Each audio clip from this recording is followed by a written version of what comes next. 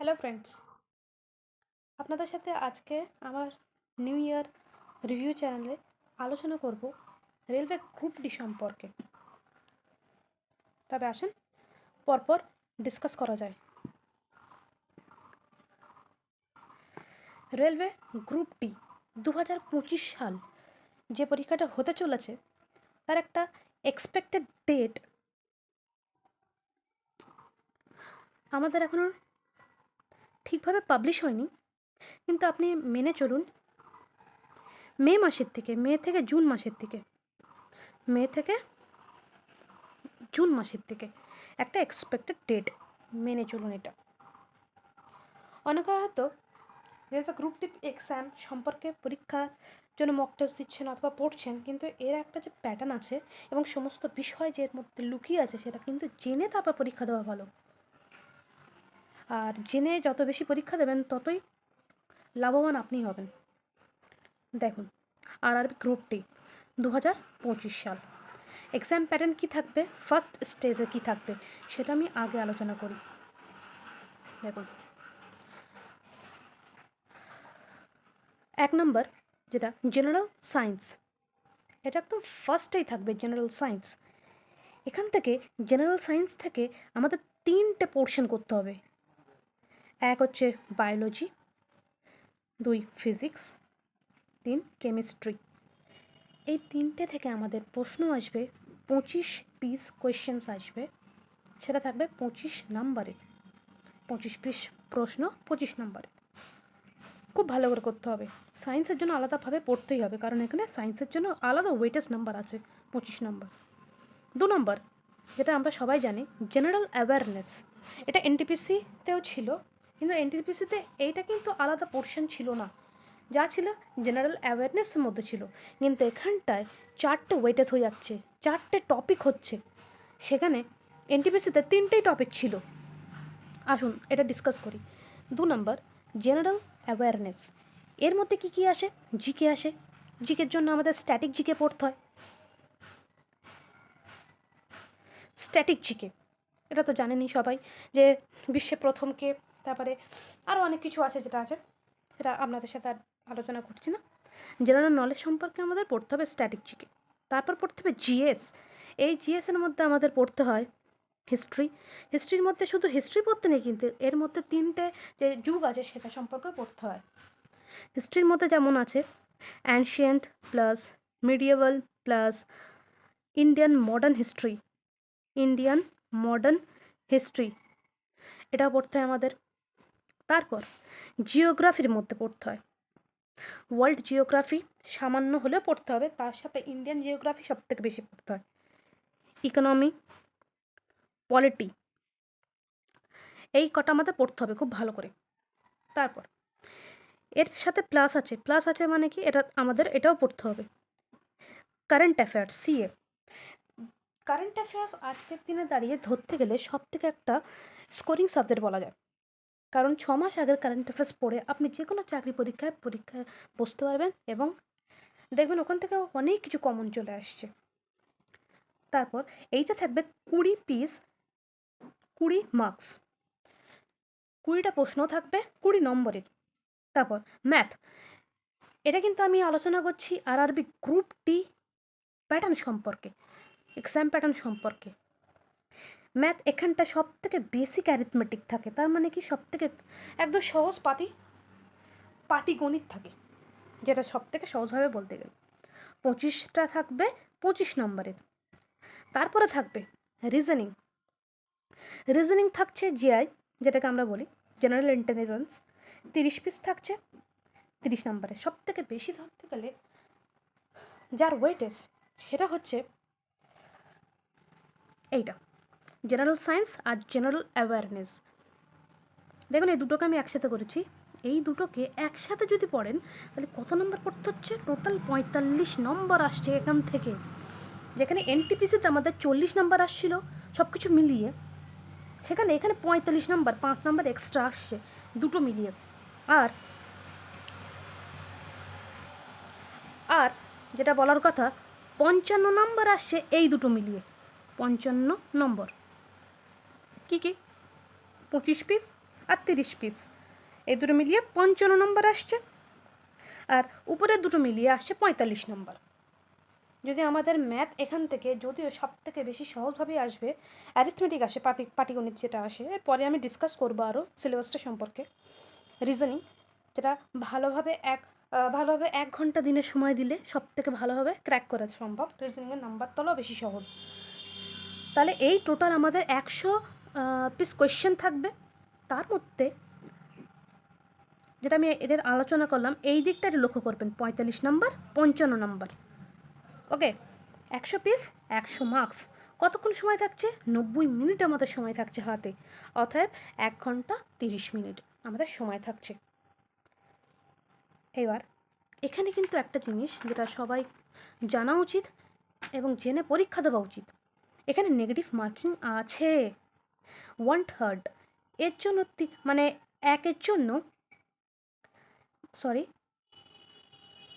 3টে ভুলের জন্য 3টে ভুলের জন্য 1 নাম্বার কাটা যাবে।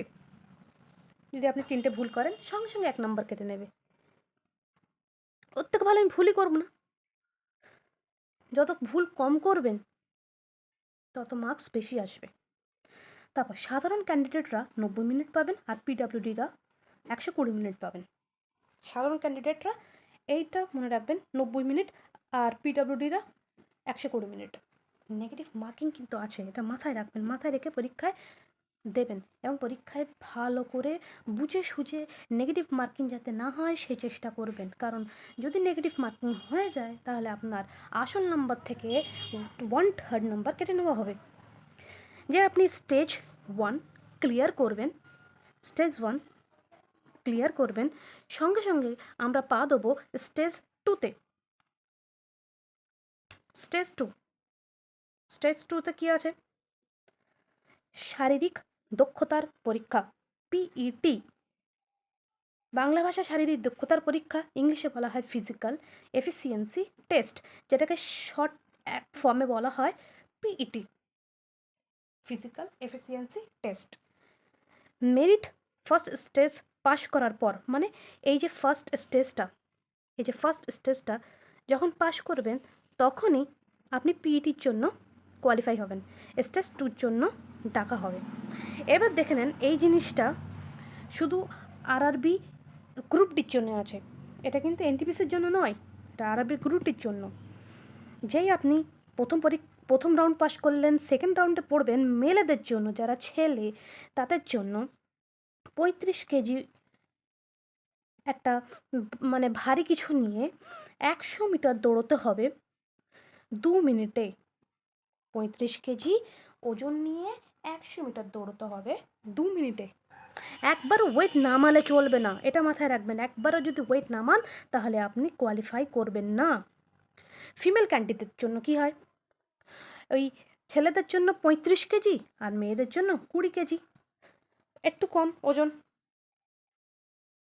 15 কেজি ওজন হচ্ছে ডিফারেন্স ছেলেদের থেকে মেয়েদের। ওই 20 কেজি নিয়ে 100 মিটার দৌড়তে হবে 2 মিনিটের মধ্যে। এই একই জিনিস, শুধু এখানটায় 35 কেজি আর এখানটায় 20 কেজি। ছেলেদের জন্য 35, মেয়েদের জন্য 20। তারপরে যেই এটা রাউন্ডটা পাস করবেন তারপরে আবার একটা রাউন্ড হবে। দেখেন, ছেলেদের জন্য কি হবে? 1000 মিটার দৌড়তে হবে 4 মিনিট 15 সেকেন্ডে 1 চান্সে। এটা মাথায় রাখবেন। যদি একবারও থেমেছেন, ওরা তো সাধারণত দেখবে, টেস্ট করবে, বড় বড় সবাই থাকবেন স্যারেরা, তারা তো সঙ্গে সঙ্গে বুঝে নেবেন। যদি 1 চান্সে আপনি এটা ক্লিয়ার যদি না করতে পারেন আপনি কিন্তু বাতিল। এটা মাথায় রাখবেন, 1000 মিটার দৌড়তে হবে 4 মিনিট 15 সেকেন্ডে 1 চান্সে ছেলেদের জন্য। ফিমেল যারা, মেয়েদের জন্য দেখেন, ওই 1000 মিটার দৌড়তে হবে। ছেলেদের যেরকম 4 মিনিট 15 সেকেন্ড, মেয়েদের হচ্ছে 5 মিনিট 40 সেকেন্ড। মেয়েদেরকে স্বাভাবিকভাবে সব জায়গায় একটু বেশি বেশি সময় দেওয়া হয়। দেখেন, ওদের 4 মিনিট 15 সেকেন্ড ছেলেদের, মেয়েদের 5 মিনিট 40 সেকেন্ডে 1 চান্সে যেতে হবে, দৌড়তে হবে কিন্তু মাথায় রাখবেন। তাহলে আমাকে দুটো পিইটি পাস করতে হবে। এক হচ্ছে ছেলেদের জন্য 35 কেজি 100 মিটার দৌড়তে হবে 2 মিনিটে, তার সাথে 1000 মিটার আবার দৌড়তে হবে 4 মিনিট 15 সেকেন্ড এক চান্সে। মেয়েদের জন্য যেটা আমি আরেকবার ডিসকাস করছি, 20 কেজি 100 মিটার দৌড়তে হবে 2 মিনিটে। তারপর 1000 মিটার দৌড়তে হবে 5 মিনিট 40 সেকেন্ডে এক চান্সে। যেই এটা পাস করলেন, এটা ক্লিয়ার করলেন, সঙ্গে সঙ্গে স্টেজ 3তে আপনি চলে যাবেন। স্টেজ 3তে কী হয় দেখে নেন। Document verification. What is document verification? এই জায়গাটা অনেকে বুঝতে পারে না। First stage second stage pass করার পরে যখন আমরা ডকুমেন্ট ভেরিফিকেশন করি, মানে আমরা যে সমস্ত নথিপত্র আমরা ফর্ম ফিল আপের সময় দিয়েছিলাম এবং সেগুলো যেন আমাদের সঠিক হতে হবে, সেটা ওরা যাচাই করে দেবেন স্যারেরা। দেখো, CBT 1 এবং PET পাস করার পর থার্ড স্টেজ হলো ডকুমেন্ট ভেরিফিকেশন করা। তার জন্য আগে থেকে সব নথিপত্রগুলো সঠিক করে রাখতে হবে, ভুল যেন না হয়, এটা মাথায় রাখবে। তুমি চাকরি করতে যাচ্ছ, তার মানে তুমি একজন সতর্ক নাগরিক। সতর্ক নাগরিক। তোমাকে এখানে ভুল হওয়ার কোনো চান্স নেই, এটা ভেবে তোমাকে এখানে ভর্তি নেওয়া হচ্ছে। তোমাকে যা কাজ দেবেন ওটা না তাই তোমাকে করে দিতে হবে। তাহলে তুমি একজন সতর্ক ক্যান্ডিডেট, ওকে? এটা মাথায় রাখবে। তোমার এখন যদি কোনো জিনিস ভুলও থেকে থাকে, তুমি সঙ্গে সঙ্গে ডকুমেন্টস ঠিক করে নাও, কারণ এই সমস্ত পরীক্ষার সময় তোমাকে টোটালি টাইম দেবে না এরা, এটা মাথায় রেখো। তারপর NOC ফর্ম দিতে হবে। মানে কি হলো? NOC মানে কি জিনিস অনেকে জানে না। NOC ফর্ম কি জিনিস? NOC ফর্ম হচ্ছে নো অবজেকশন সার্টিফিকেট ফর্ম। এটা এক ধরনের আইনি শংসাপত্র যা যে কোনো প্রতিষ্ঠান, সংস্থা, সত্তা, ব্যক্তি কিছু পরিস্থিতিতে জারি করে। এর জন্য প্রতিষ্ঠানের কাছে একটি চিঠি লিখতে হয় যাতে অনাবর্তি সনদের জন্য অনুরোধ করা হয়। ধীরে ধীরে এই জায়গাটা দেখো, এত কিছু তোমার NOC ফর্ম কি, এক্ষুনি টেনশন করতে হবে না। ধীরে ধীরে পাস করার পর সব কিছু বুঝে যাবেন বা জানিয়ে দেওয়া হবে। কোথা থেকে জানিয়ে দেওয়া হবে? রেলওয়ে থেকে জানিয়ে দেওয়া হবে নোটিফিকেশন জারি করে। আর সব কিছুই এমনি সব জানিয়ে দেওয়া হবে অলরেডি। হ্যাঁ, এটা ছাড়া আপনি বাতিল বলে গণ্য হবেন। এটা ছাড়া আপনি বাতিল বলে গণ্য হবেন। কোনটা ছাড়া? এই NOC ফর্ম ছাড়া এটা যদি না দাও তাহলে তুমি বাতিল বলে গণ্য হবে। এত কিছু পাশ করার পরও যদি ওই ফর্মটা না দাও, তুমি কিন্তু বাতিল। তাই জন্য বলছি, সবসময় ডকুমেন্টস ভেরিফিকেশান হচ্ছে মাস্ট ইম্পর্ট্যান্ট। কিন্তু পাশ করার সবাই পাশ করতে পারে, কিন্তু এই জায়গাটা গিয়ে কিন্তু সবাই ফেল করে অনেকে। কারণ কারোর মানে এর জায়গায় বি হয়ে গেছে নাম, অনেক দিন ধরে ঠিক করছে না গাফিলতির জন্য। এখানে কিন্তু কোনো গাফিলতি চলবে না। তুমি একজন কি বলেছি, সতর্ক নাগরিক এখানে। আচ্ছা, আর একটা জিনিস ইম্পর্ট্যান্ট আছে, সই যেন সবসময় একই থাকে। অনেকের সই আছে দেখেছি রীতিমতো মাসে মাসে পাল্টাচ্ছে, মাসে কেন দিনে পাল্টাচ্ছে। তা কিন্তু করলে হবে না। তুমি যখনই এই সমস্ত রেলওয়ের ফর্ম ফিল আপ করবে, সঙ্গে সঙ্গে একটা নোটবুক রেখে দেবে পাশে, ছোট্ট মতো হলেও নোটবুক রেখে দেবে। কেন নোটবুক রেখে দেবে? তাতে ইনপুট করবে তোমার সই। তুমি প্রথমে লিখবে এরাম, এখানটা লিখবে যে রেল, আমি রেলের জন্য করছি। কিসের জন্য রেলের? সেটা হচ্ছে গ্রুপটির জন্য। সেটা একটা সিগনিফিক্যান্ট একটা নাম দেবে, রেলের গ্রুপটির জন্য করছি। সেখানটায় তোমার সই দেবে। সেই সইটা যেন, যে সইটা তুমি ওই প্রথমবারে সাইন করেছিলে ছবি দেওয়ার পরে, ছবিটাও কিন্তু মাস্ট। ছবি যেন সেম হয়, যে ছবি তুমি দিয়েছিলে সেই ছবির সাথে যেন এই ছবি, মানে যে ছবি তুমি নিয়ে যাবে ছবি যেন সেম হয়, সিগনেচার যেন সেম হয়। এই কটা জিনিস কিন্তু মাথায় রাখবে। এবার একটা জিনিস দেখো, এখানে এই যে রেলওয়ে গ্রুপটির জন্য 32,438টি পোস্টের জন্য ফর্ম ফিল আপ অ্যাপ্লাই হয়েছে। তার মধ্যে 1.08 কোটি, এই যে প্লাস দিয়েছি, এর বেশি ফর্ম ফিল আপ হয়ে গেছে অলরেডি। তুমি যেন এই সংখ্যাটা দেখে যেন ভয় পেও না যে আরে আমার কি হবে। এটা বলা যায় না যে এরা সবাই পরীক্ষা দিতে যাবে, একদমই বলা যায় না। আরে যাবে কি করে সবাই পরীক্ষা দিতে? তুমি একজন ভেবে দেখো তো, কেউ একজন ও ও ও বন্ধু করছে বলে আমিও ফর্ম ফিল আপ করে দিয়েছি, এইভাবে ফর্ম ফিল আপ করে ওইভাবে ফেলে রেখে দিয়েছে। আর কেউ তো রীতিমতো পড়াশোনাই করছে না। তুমি যে সতর্ক নাগরিক, তুমি যে সতর্ক ক্যান্ডিডেট স্টুডেন্ট, তোমার দায়িত্ব থাকবে তুমি ওই সমস্ত দিকে এই 32,438 জনের মধ্যে কেবল তোমাকে পেতে হবে, জানো তো কি, একটা পোস্ট।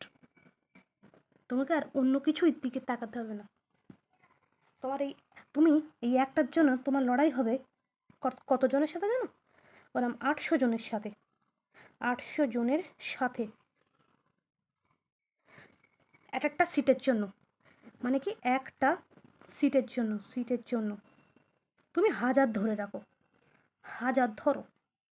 একটা সিটের জন্য 1000টার সাথে লড়াই করতে হবে, তোমাকে লড়াই করেই করতে হবে। তুমি লড়াই করেই কিন্তু আজ এই পৃথিবীতে এসছো, এটাও মাথায় রেখো। লড়াইয়ের জন্য তুমি উপযুক্ত। এই সমস্ত কিছু মাথায় রাখার পরে আমি আর একটা নতুন পয়েন্টে যাচ্ছি। দেখো, এক্সাম প্যাটার্ন সমস্ত কিছু এইসব সম্পর্কে বলে দিলাম।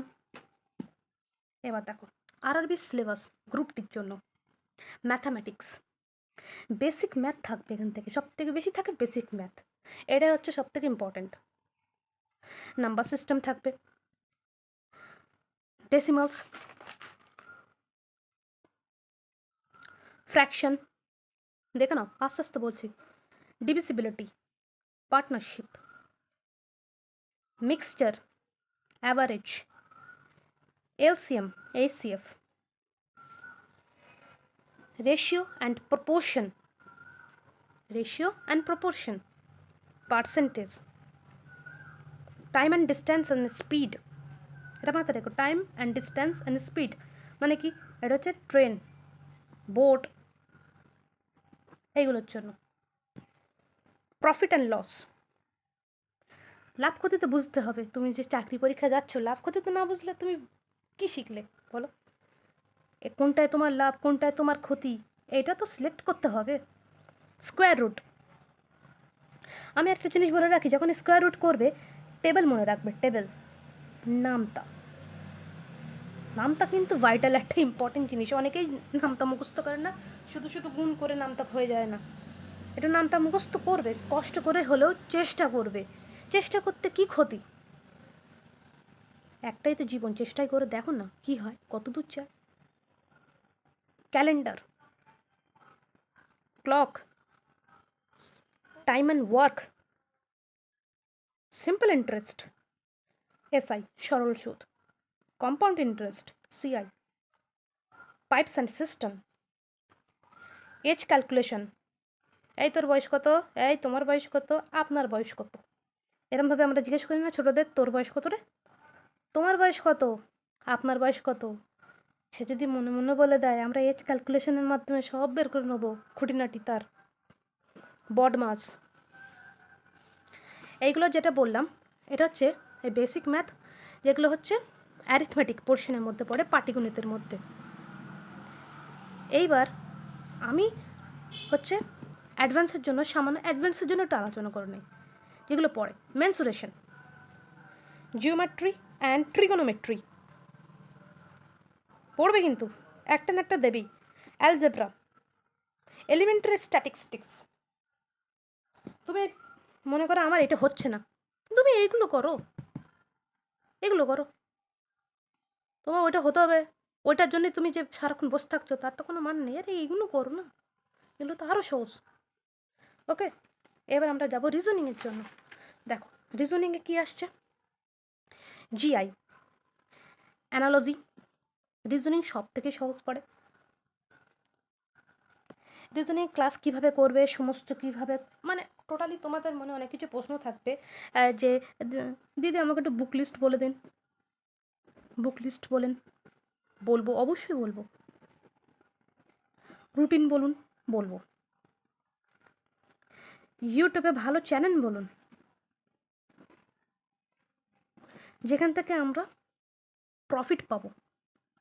প্রফিট মানে টাকা পয়সা প্রফিট বলছি না, কিন্তু নিজের মেন্টালি প্রফিট, শেখার প্রফিট, সেটা বলছি।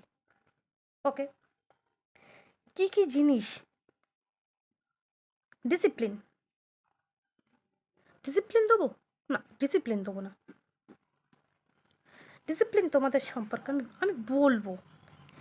আমার আমার একটু সময় দাও, আমি ঠিক তোমাদের জন্য ভালো ভালো জিনিস একটু ভিডিও আমি তৈরি করছি, আমি আনবো। তোমরা শুধু আমার পাশে থেকো, আমাকে একটু হেল্প করো, আমার চ্যানেলটাকে গ্রোথ করতে আমাকে তুমি সাহায্য করো। আর আমি যত চেষ্টা করব তোমাদের আরও সহজ করে এইগুলো সব প্রতিস্থাপন করতে। আমার চ্যানেলটাকে তোমরা সর্বদা সাবস্ক্রাইব করে রেখো। ভালো লাগলে তো লাইক করো, না লাগলে আর কি বলবো, তাও করো। কোডিং অ্যান্ড ডিকোডিং দেখে নাও। এই রিলেশনশিপ সম্পর্ক, ওরে বাপরে, এটা বিরাট ইম্পর্টেন্ট। এই যে সম্পর্ক, বাইরের সম্পর্ক হতে পারে অথবা ব্লাড সম্পর্ক, রক্তের সম্পর্ক হতে পারে। এইটা সম্পর্কে যে প্রশ্ন দেবে না, মাথা গুলিয়ে দেয়। এই জায়গার থেকে খুব ভালো করে সব মানে বুঝে বুঝে পড়ো। জাম্বলিং, ডিআই মানে data ইন্টারপ্রিটেশনশিপস and sufficiency.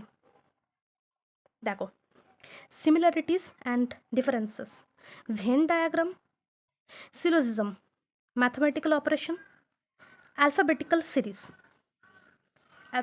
series, okay, classifications, statement, argument, conclusion. আরে আমরা যে ঝামেলা টামেলা করি না, এই এটার জন্য এটা স্টেটমেন্ট হতে পারে, ওটা আর্গুমেন্ট করছে, তর্ক করছে, কনক্লুশন, এর সমস্ত কিছু কনক্লুশন আসো, সেই সমস্ত কিছু এটা আলোচনা করা হয়। ডিসিশন মেকিং, তোমার ডিসিশন এই যে এইগুলো যে দিচ্ছে রিজনিংয়ে, এর মাধ্যমে তোমাকে কিন্তু পোক্ত করে নিচ্ছে, একদম স্ট্রং একটা ডিসিশন মেকিং তৈরি করে নিচ্ছে। তুমি যত বড় হবে তত জানতে পারবে এই জিনিসগুলো করার কত হেল্প ছিল তোমার জীবনে হয়েছে। যত এই জিনিসগুলো করবে না, তত তোমার জীবনে হেল্প হবে, আমি গ্যারান্টি দিচ্ছি। আজকের আজকের না হোক, আর এখন তোমার মনে হচ্ছে ধরে এই তো পরীক্ষার পার্সপেক্টিভে পড়ছি, করে দিই। কিন্তু পরে যখন যখন পাশ করে যাবে না, তখন ডিসিশন অনেক ইম্পর্টেন্ট জিনিস, ডিসিশন নিতেই হবে তোমাকে। তা না হলে ডিসিশন অন্য লোকের দ্বারা তোমার জন্য নিয়ে নেওয়া হবে। সুস্মিতা একটা ভিডিও ছিল না, যে তুমি যদি আজকের দিনে ডিসিশন না নাও, তাহলে তোমার জন্য ডিসিশন নিয়ে নেওয়া হবে কারুর দ্বারা। সো ডিসিশন আমি নেবো আমার জীবনে, ওকে, এরমভাবেই চলবে। অ্যানালিটিক্যাল রিজনিং, দেখো এইবার ডাইরেকশন কোন দিকে যাচ্ছে, এটা পশ্চিম পূর্ব, সেই ডাইরেকশন সেটা আছে। এইটাও খুব ইম্পর্ট্যান্ট, আমাদের জীবনে প্রত্যেকের ডাইরেকশন থাকা দরকার। ডাইরেকশন কিন্তু মাস্ট ইম্পর্টেন্ট। ডাইরেকশন ছাড়া জীবন কিন্তু এলোমেলো হয়ে যাবে। ডাইরেকশন দিও নিজেকে। নিউমেরিক্যাল সিরিজ, ম্যাপস ক্র্যাপস, এটা কম আসে খুব, ম্যাপস ক্র্যাপস। এইবার দেখো, জেনারেল অ্যাওয়ারনেসের মধ্যে যেটা আমি তোমাদের প্রথমেই বলেছিলাম, জিকে, জেনারেল নলেজ। জিএসের মধ্যে তো তোমরা জানোই, হিস্ট্রি, পলিটি, ইকোনমি, জিওগ্রাফি, তারপর কারেন্ট অ্যাফেয়ার্স। সায়েন্সের মধ্যে বায়ো, কেমিস্ট্রি, ফিজিক্স। টোটাল হচ্ছে 45 মার্কস, যেটা একটু আগেও বলেছিলাম। দেখো, তোমাদের জন্য যে ভিডিওগুলো তৈরি করছি, এই যে লিখে লিখে তৈরি করছি, এটা শুধু বলে স্ক্রিনশটের জন্য না, তোমাদের বোঝানোর জন্যই তৈরি করছি। দেখো, 10 লেভেল এক্সাম, এটা এই যে গ্রুপ ডি এক্সামটা, এটা কোন লেভেলের যদি অনেকে প্রশ্ন করে, এটা কিন্তু 10 লেভেলের এক্সাম। তাই জন্য 10 লেভেল সিলেবাসে আমাদের পড়তে হবে। তার মধ্যে ইকোনমিক্স আমাদের টেনে ছিল না, পলিটি আমাদের ট্রেনে ছিল না, এই দুটো আমাদের বাইরে থেকে পড়তেই হবে, কারণ এই দুটো না জানলে তুমি অনেক কিছু জানোই না। আজকের দুনিয়ায় দাঁড়িয়ে, আজকের পরিস্থিতিতে দাঁড়িয়ে তোমাকে ইকোনমি পলিটি বুঝতেই হবে। দেখে নাও। তারপর হিস্ট্রির মধ্যে কি বলেছিলাম, অ্যানশিয়েন্ট থাকবে, পুরনো যুগের হিস্ট্রি, মডার্ন থাকবে, মধ্যযুগের history, INC, Indian national Congress, এটা পড়তে হবে খুব ভালো করে। তারপরে থাকবে আইএনএম, ইন্ডিয়ান ন্যাশনাল মুভমেন্ট, কারা কারা করেছিল, মানে গান্ধিয়ান যুগ, এগুলো থাকবে। তারপর দেখো, জিওগ্রাফিতে থাকবে, জিওগ্রাফি যেটা বলেছিলাম তোমাদেরকে, world geography plus Indian geography থাকবে। তা সায়েন্স তো থাকছেই, জিকে বা জেনারেল নলেজ থাকছে। এই কটা বিষয় তোমাদের জানানোর ছিল। এইবার পরীক্ষার এক্সাম সঠিকভাবে যদি জানিয়ে দেয় আমি অবশ্যই আমার চ্যানেলে দিয়ে দেবো। আর তোমাদের কীভাবে পড়তে হবে আর কীভাবে তোমরা নিজের ওই যে প্রোক্রাস্টিনেশন, এই যে আছে না প্রোক্রাস্টিনেশন মানে কি, জীবনে যে বাধা হয়ে দাঁড়াচ্ছে সব জায়গায়। আজ তুমি মনে করো এখানটা দাঁড়িয়ে আছো, তোমার ইচ্ছা তুমি এই জায়গাটা পৌঁছাবে, তুমি দাঁড়িয়ে আছো ঠিক একটুকুনি জায়গায়, তোমার এক চান্সও তো এরমভাবে তো যাবে না, যাবে যাবে না। তুমি দাঁড়িয়ে আছো গ্রাউন্ড লেভেলে, তুমি আকাশ ছোঁয়া যদি স্বপ্ন দেখো তাহলে এরম প্রত্যেক দিন, আজ এখানে, কাল এখানে, পরশু দিন এখানে, তারপরে এই তিনটেকে আবার রিভিশন করে এই জায়গাটা পৌঁছতে হবে, তারপরে আবার এখানে, তারপর আবার এখানে, তারপর আবার এই কটাকে রিভিশন করে তারপরে গিয়ে এই জায়গাটায় পৌঁছিয়ে সাকসেস। কি বোঝালাম? এর মানে কি দেখো,